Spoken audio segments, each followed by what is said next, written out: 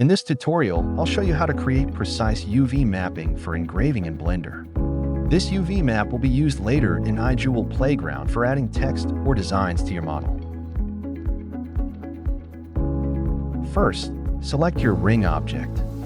We need to switch from object mode to edit mode. You can do this by pressing Tab on your keyboard or by clicking the mode selector at the top left corner of your viewport and choosing edit mode. If your model is made of triangular polygons, here's a quick trick to make it easier to work with. Press A to select all faces, then go to Face Tris to Quads. This will convert triangles into quads and make the model smoother to edit.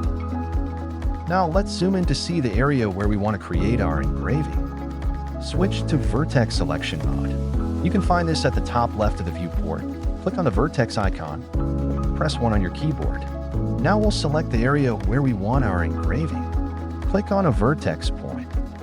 Then, while holding Ctrl, click on another point. This creates a path between these points. Continue doing this around the area where you want your engraving. Do the same on the other side.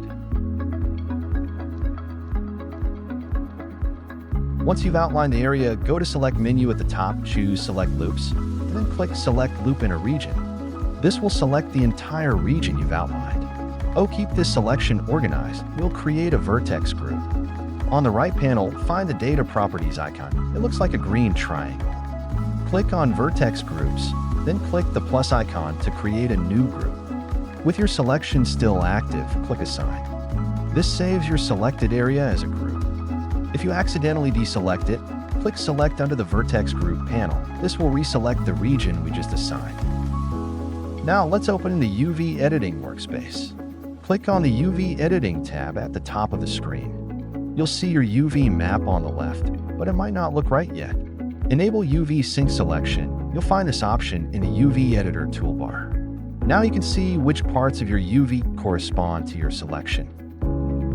In the UV Editor on the left, switch to Face Select mode, click the face icon in the toolbar, or press 3 on your keyboard. Then switch to the top view.